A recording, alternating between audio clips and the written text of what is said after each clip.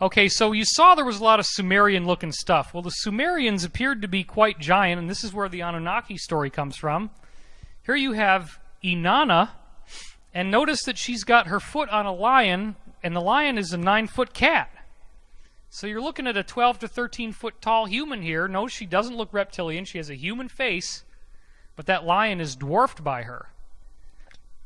Then you have this guy on the throne, and the guys on the left are dwarfed by him. Again, suggesting that the original people who were here, who were apparently cannibals in the Book of the Watchers, were giants. Now, a lot of times on the old Egyptian walls, you see depictions of different types of humanoids, including humanoids with bird heads. These beings apparently are real, and they're called the avians. There are certain types of ETs that do have bird heads. They don't really look like that. This appears to be an oral legend, not based on eyewitness sightings, but there are actually people that have those bird heads out there. Notice, of course, here that in this temple, look at the height of the doorway. You see the people walking in? You see how much that dwarfs them? That would be perfect for these Anunnaki gods to show up. Now, the original Egyptian god Osiris apparently was very tall, had green skin, had an elongated skull that you see on that hat, and next to the Sphinx, he built this stone structure, the Osirian, as you see right here, which is made out of huge blocks, some of which are 100 tons. Notice that he is pictured with some of these people that have, like, the bird heads. There's an avian there on the right. You got a guy that looks like a native there who has brown skin. Then you have a woman on the left who looks really a lot shorter than Osiris. She's only about half his height compared to him sitting on that throne. And notice again, he has the elongated skull. So that's one of the original pharaohs, and over time, as they stay on Earth, the Earth's energy fields get to them and they lose their height. That's one of the first things that apparently happens. But for the most part, they retain the elongated skull. So Akhenaten, 15th dynasty now, so 15 generations after Osiris, they've gotten a lot shorter. He lost the green skin, but he's still got the incredible skull. This is a sculpture of Akhenaten. And notice that his hat actually looks like the edge of a UFO, suggesting that he came in a craft that was aerodynamic like that. Very interesting headdress. This is his wife, Nefertiti, drawn with an elongated skull. Another shot apparently of Nefertiti or one of their kids, maybe Ramses. Here's another shot of Nefertiti with the elongated skull. You'll see this happens over and over again. And then what do? They call this an artistic style. This is their daughter, Meritaten. Now, do you really think that if a guy was commissioned to do a royal sculpture and he screwed up the way your head looks this much, and he cuts off all your hair, and he doubles the length of your cranium to create this weird, superhuman-looking monstrosity, if that wasn't the way they really looked, do you think he would have gotten out of that room alive? No, you're seeing it, and the Illuminati laugh at you. Because this is right out there at the German museum, the Berlin National Museum, and people say, oh, it was just an artistic style. No, this is the big secret of the Illuminati. This is their daughter thinking that it would look sexy to stick a piece of hair on one side of her bald head. I don't know. I think she ought to work on that look a little bit. I'm not really feeling it. Just call me crazy. Notice also this is Nefertiti's body, that she has apparently a longer spine than we do, and more weight around the midsection. They all seem to have this funny little pot belly and a very narrow rib cage. It's different physiology. They're not quite the same. There's another shot of them with this really narrow rib and then the funny pot belly. Now here we see on the right people with elongated skulls, and on the left people bowing to them in supplication who have normal skulls. And notice that all the people with elongated skulls have winged discs that they're wearing on their heads, suggesting that they got here originally long ago in flying discs, and they are the descendants of the gods. The Illuminati trace themselves as the descendants of these people. Another strange place where we may have evidence of giants is the Cycladic Islands in Greece, the Cyclades, in which these weird sculptures show up that have no background, and they have these weird stylized heads. So here's a guy strumming some kind of harp or something, and notice the hat that he's wearing and the shape of his hands. This is actually Baal, the Roman god of the underworld. We'll get to him in a minute. So here's this Cycladic figurine strumming some kind of musical instrument, And they have this weird stylized look that, again, clearly suggests this is like an artistic rendering of somebody with an elongated skull, just like you see right here, where you have Meritaten's granite bust, and then that shows what the hats that they wear would look like worn on top of her head. So here is the Roman god Baal, the god of the underworld. Now, he was a giant.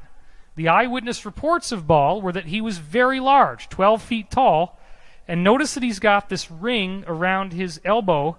That apparently is a technology that allows him to create telekinesis, to levitate objects, and to overpower people telepathically with his mind. So these sculptures are based on what people were seeing. And the one in the middle there is our good old friend from the Bohemian Grove. You know him as Moloch. That's right, the owl-headed god. So here he's got a bull head, but it's the same guy. So these people were wearing masks in some cases. They came here, and they were the giants, and they wanted human sacrifice. So look at this big guy on the throne, and there has been a war going on to stop this kind of bullshit from happening. And these people have now had their ass kicked. These giants are not on Earth anymore. We've gotten rid of them. But the war still isn't over. It's still ongoing. And apparently these giants, these Anunnaki, are still working through our governments and still trying to win this war that they now know they cannot win because it's too late for them. Once this solar system change happens, it's all over. So here's a few more images of this very giant warlord, this evil god that wanted human sacrifice, Baal. And you can see that in every image he has this weird elongated skull, just like you see with the Egyptian pharaohs. Now some of the good guys appear to be the ones from the Indian tradition. We have blue skin. Humans don't have blue skin, at least not here.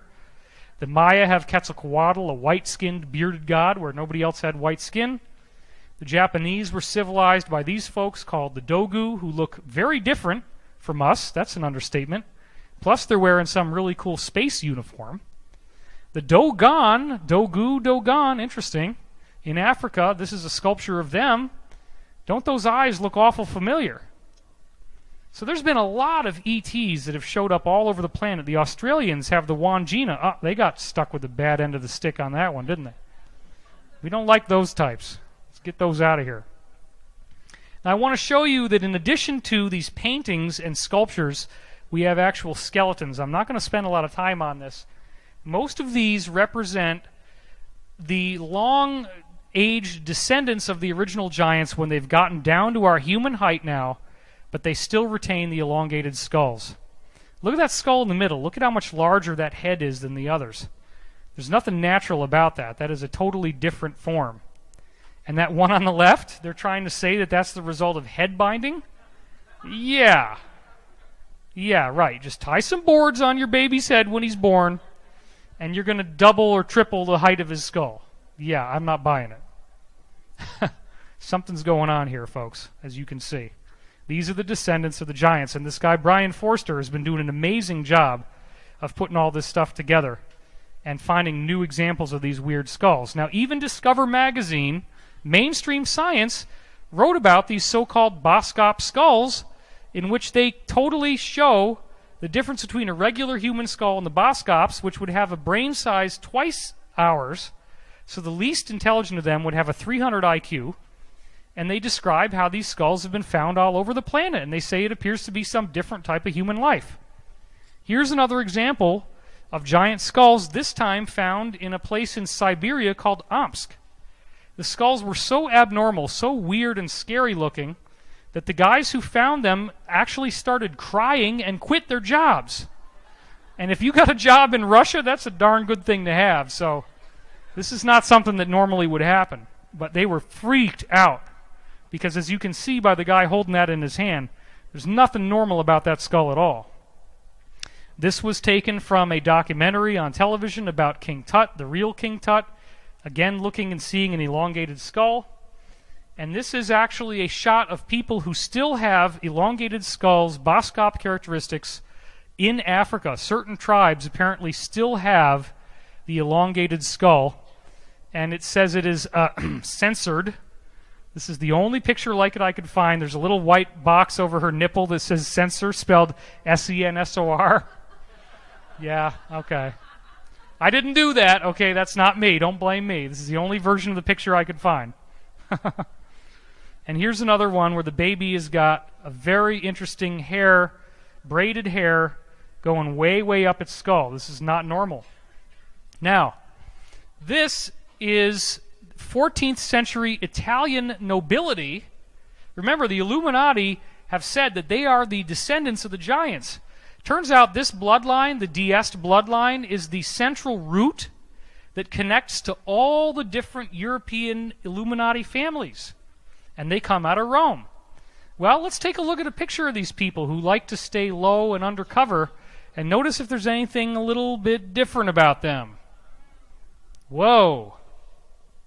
Now you see why I wanted to leak all this on stage at once? I was looking at this picture at the airport, and I looked around at everybody's head I could find just to see if anybody had that elongated skull at the airport. I couldn't find one dude or one woman that had this. Now, apparently, there's a lot of these types of people at the Vatican. They're called the Jesuits, and they wear those elongated hats at the Vatican, right?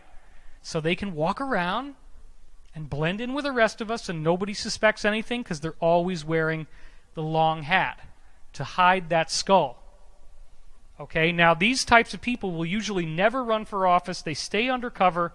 They stay in the background. We've had multiple insiders say that they have met with people who still have elongated skulls like this and are high-level insider Illuminatus people.